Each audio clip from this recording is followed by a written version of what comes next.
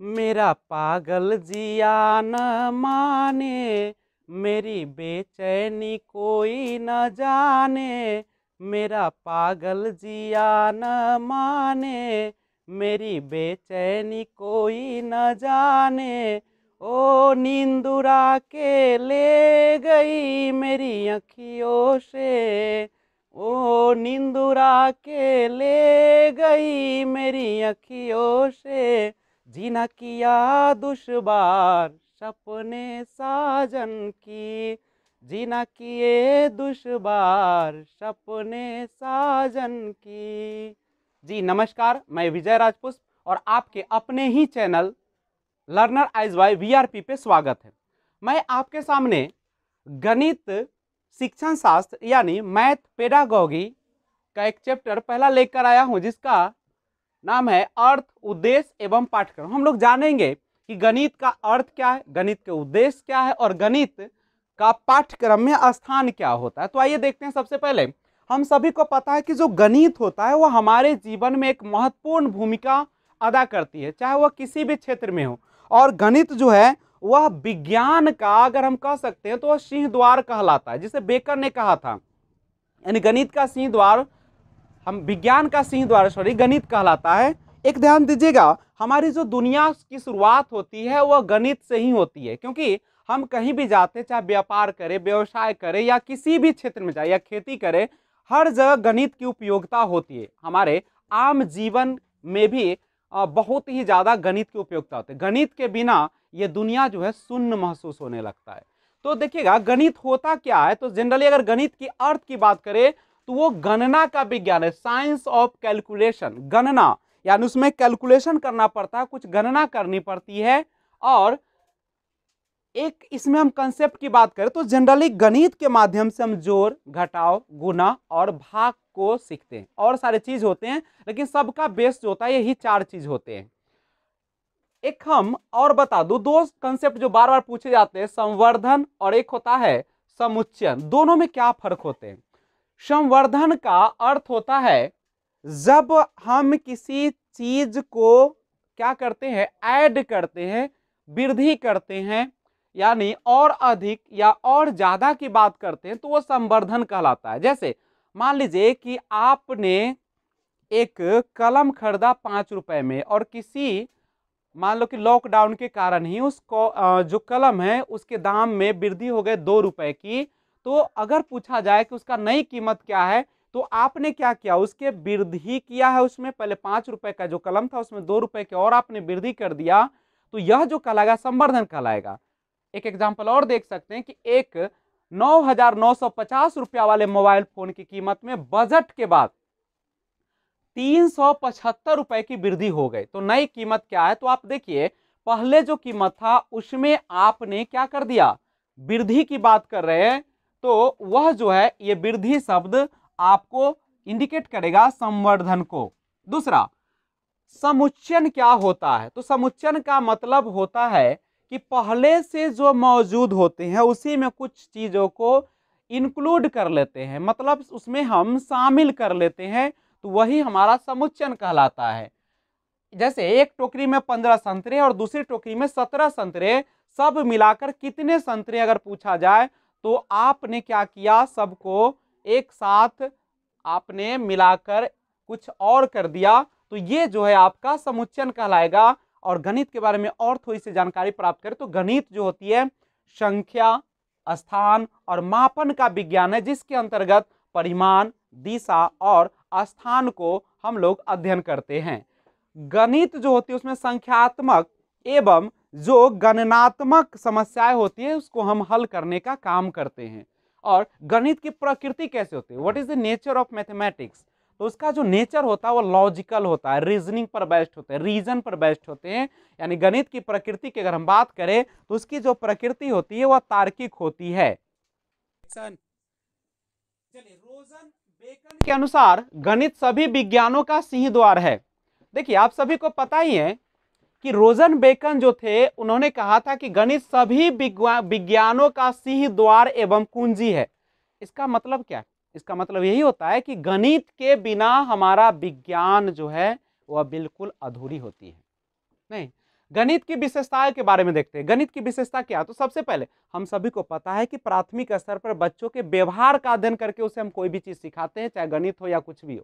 दूसरी बात याद रखिएगा आप लोग कि जो गणित होता है वह मूर्त से अमूर्त की ओर जाता है। कब? जब बच्चे प्राथमिक स्तर पर होते हैं। यानी गणित के दो रूप होते हैं, मूर्त से अमूर्त। यानी हम बच्चों में जो है अमूर्त संकल्पना को क्या करते हैं, या अमूर्त प्रत्यय को विकसित करने का काम करते हैं। अमूर्त का मतलब क्या होता है कि जब बच्चे उसके सामने वो चीजें नहीं होती है, उसके दिमाग में होती है और उसको चिंतन के द्वारा वो बाहर निकालता है, तो उसी को हम लोग अमूर्त चिंतन करते हैं। तो ये जो गणित होती है वह अमूर्त प्रत्यय को, समझदारी को वो डेवलप करती है। इसमें क्या होता है गणित में कि स्पष्ट एवं वास्तविक ज्ञान को प्रदान करती है। ये हमारे ओझा गुनी या कह सकते हैं अधार्मिक चीजों पर विश्वास या अंधविश्वास पर यह नहीं चलता है। इसके लिए आपको प्रूफ करना पड़ता है, वास्तविकता को दिखाना होता है, स्पष्ट होता है, ये उलझन से भरा हुआ नहीं है। ये कोई धार्मिक व्यक्ति कहो या फिलोसफर जैसी बातें नहीं करता है कि दिन को रात बना दे, रात को दिन, गलत को सही, सही को गलत।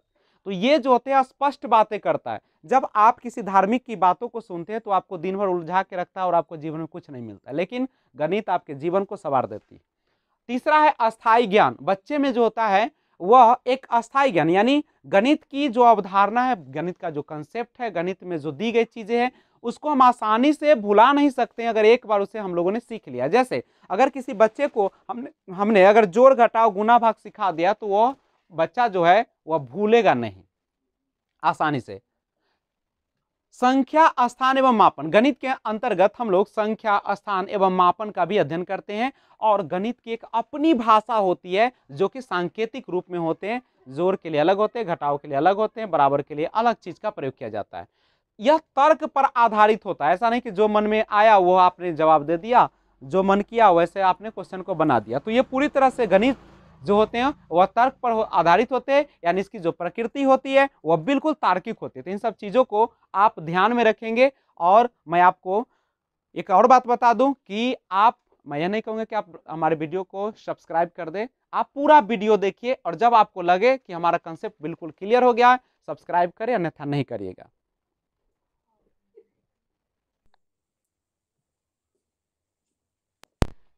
हुई आंखें नम और ये दिल मुस्कुराया, हुई आंख नम और ये दिल मुस्कुराया, तो साथी कोई भूला याद आया।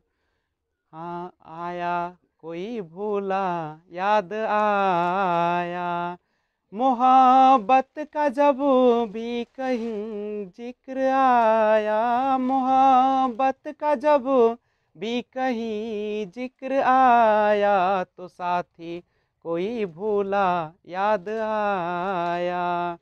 क्या यही प्यार करने का अंजाम है, क्या यही प्यार करने का अंजाम है, दिल लगाने का ये कैसा इनाम है, हंसी जिसको दी है उसी ने रुलाया, हंसी जिसको दी है उसी ने रुलाया, तो साथी कोई भूला याद आया।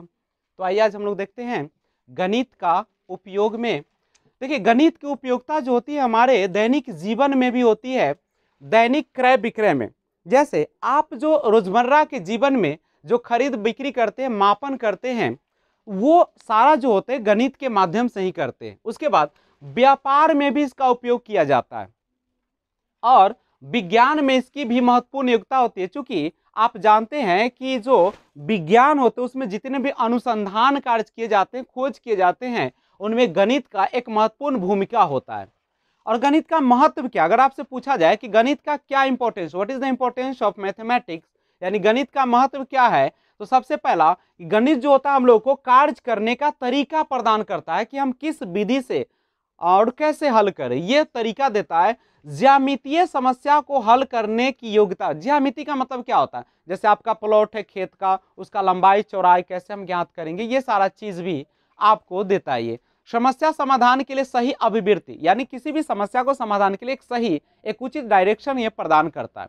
तो गणित शिक्षण का उद्देश्य क्या है, अगर आपसे पूछा जाए कि गणित शिक्षण का उद्देश्य क्या है, क्यों हम लोग गणित को पढ़ते हैं, तो सबसे पहले समझिएगा कि ये बच्चों में मूर्त से अमूर्त की ओर कंसेप्ट देते हैं। यानी बच्चे सबसे पहले किसी भी जीवन के जो रियल होते हैं, जो वास्तविकता होती है, उससे वो जुड़कर और अमूर्त की ओर आते हैं, चिंतन की ओर बढ़ते हैं। अंकों के प्रति समझ और तार्किक कौशलों का भी विकास होता है। यानी तर्क लगाने की भी क्षमता जो होती है वह बच्चों में आ जाती है। किसके कारण?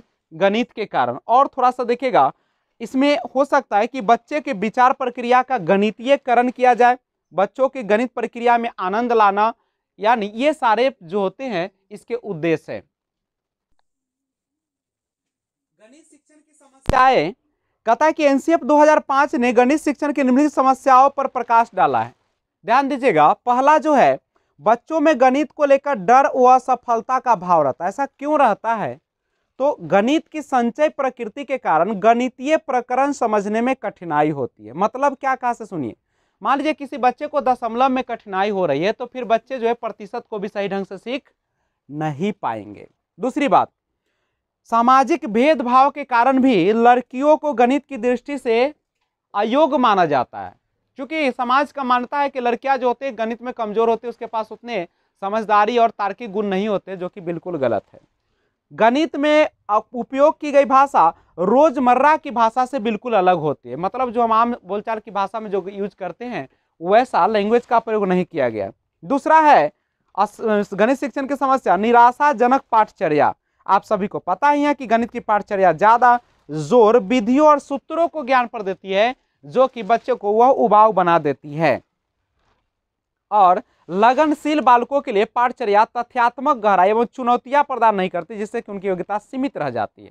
और अगला कारण सुनिएगा, तीसरा, अपरिष्कृत मूल्यांकन। यह क्या होता है? तो गणित में विधियों एवं सूत्रों का प्रभुत्व रहता है और यह मूल्यांकन और निर्धारण की प्रकृति के कारण है। तो याद रखिएगा, बच्चे में सूत्रों को याद करने की क्षमता को जानने के लिए ही किया जाता है। क्या मूल्यांकन बच्चे गणितीय विधि के ज्ञान और तथ्यों तथा सूत्रों के याद करने की क्षमता को जानने के लिए ही किया जाता है। अगला होता, सबसे इंपॉर्टेंट बात है कि 4 नंबर पॉइंट है, शिक्षक की अपर्याप्त तैयारी।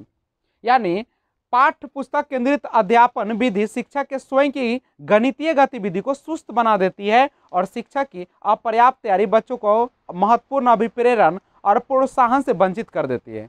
और सबसे अगला पॉइंट है जो इंपॉर्टेंट है, व्यवस्थागत समस्याएं। इसमें क्या होता है, गणित शिक्षकों को कोष्ठीकरण अर्थात विभिन्न स्तर के गणित शिक्षकों में संवाद की कमी।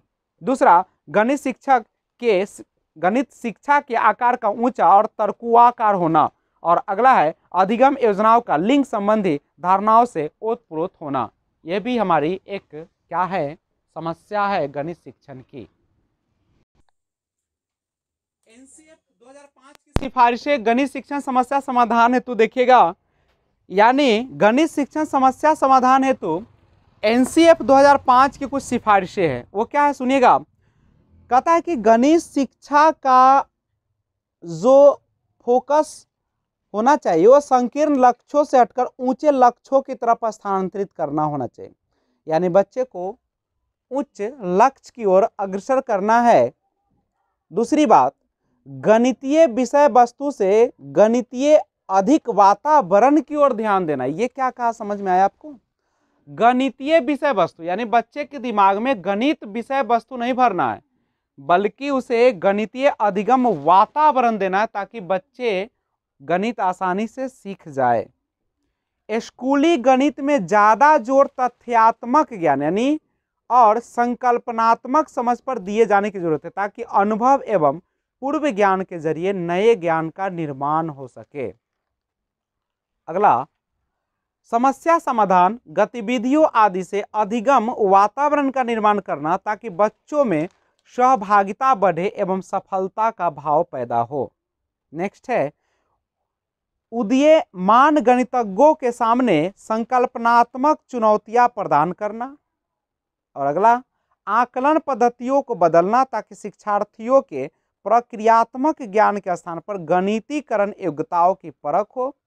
नेक्स्ट है, अमूर्तन सांख्यिकीकरण अनुरूपता प्रकरण विश्लेषण सरल परिस्थितियों में रूपांतरण अनुमान एवं सत्यापन जैसी तकनीकी का संदर्भगत ज्ञान प्रदान करना, यानी जीवन से जोड़कर या संदर्भ से जोड़कर गणित का ज्ञान देना है। जब सटीक हल मौजूद न हो तब राशियों के अनुमान एवं हलों के सन्निकटन का प्रयोग होता है। विद्यार्थियों में इन दोनों आवश्यक कौशलों का विकास करना चाहिए। और नेक्स्ट है, संख्याओं, आकारों एवं रूपों का उपयोग कर निरूपण का विकास किया जाए। जैसे निरूपण दृष्टिकरण को बढ़ावा देते हैं एवं बच्चों में कल्पना शक्ति एवं तार्किक क्षमता का विकास करते हैं। अगला है कि स्कूली गणित का बच्चों के सामाजिक वातावरण से निकट का संबंध होना चाहिए। और नेक्स्ट है, खुले हुए प्रश्नों को बढ़ावा देना चाहिए। अगला, जो लोग औपचारिक रूप से पढ़े लिखे नहीं होते हैं वे मानसिक गणित की कई विधियों का उपयोग करते हैं, जिन्हें लोक दशमलव प्रणाली कहते हैं। इस प्रणाली का विकास बच्चों में भी करना चाहिए। नेक्स्ट है, गणित शिक्षा में सार्वत्रिक समावेश होना चाहिए, अर्थात गणित सभी के लिए होना चाहिए। गणित की शिक्षा जेंडर आधारित या फिर शारीरिक एवं मानसिक रूप से समर्थ बच्चों के लिए ही नहीं होना चाहिए। नेक्स्ट है, गणित की पाठ्यपुस्तक विविधतापूर्ण विषय वस्तु प्रदान करने वाली होनी चाहिए। नेक्स्ट है, आकलन के सभी तरीकों को प्रोत्साहित करना चाहिए। और नेक्स्ट है, ग्राफ पेपर, जियो बोर्ड, गिन तारा जिसे अबेकस भी कहते हैं, ज्यामितीय बॉक्स आदि के प्रयोग पर बल देना चाहिए। और लास्ट है, गणित शिक्षण समस्या हेतु एनसीएफ 2005 की सिफारिश, शिक्षकों की सहायता के लिए ऐसी सामग्रियों का प्रयोग करना चाहिए जो उनके विषय के प्रति समझ को विकसित करे और विषय के तथ्यात्मक और ऐतिहासिक विकास को अंतर्दृष्टि प्रदान करे एवं कक्षाओं में नवाचार के लिए उन्हें मदद करना चाहिए या उन्हें मदद करे। तो देखिएगा, एक शॉर्ट में देख लीजिए जो आपके सामने है, गणित शिक्षण समस्या समाधान हेतु एनसीएफ 2005 की जो सिफारिश है, जो उन्होंने अपना विचार को रखा, पहला पूर्व ज्ञान एवं अनुभव के जरिए नए ज्ञान का निर्माण करना, दूसरा संकीर्ण लक्ष्यों से हटकर उच्च लक्ष्यों की ओर, तीसरा बच्चों के सामाजिक वातावरण से निकट का संबंध, और चौथा ग्राफ पेपर, जियो बोर्ड, गिन तारा, ज्यामिति बॉक्स आदि पर बल देना, और पांचवा पाठ्य पुस्तक विविधतापूर्ण विषय वस्तु प्रदान करने वाली होनी चाहिए, और छठा और लास्ट, गणित शिक्षा सभी के लिए होना चाहिए। तो इन सब चीज़ों को ध्यान में रखिएगा। तो आज बस इतना ही, और आपके सामने चैप्टर 1 जो था अर्थ, उद्देश्य एवं पाठ्यक्रम, वहीं पे समाप्त होती है। तो हम अगले वीडियो में आपसे मिलेंगे बहुत जल्दी और नए वीडियो लेकर आएंगे। वो होगा चैप्टर 2। कौन सा चैप्टर आने वाले हैं जानने के लिए अगला वीडियो जरूर देखें। Thanks for watching, keep watching. लेकिन जाते जाते एक बात याद रखिएगा, सब्सक्राइब और बेल आइकन जरूर प्रेस कर दीजिएगा ऑल पर। Thanks for watching, keep watching. जय हिंद, जय भारत।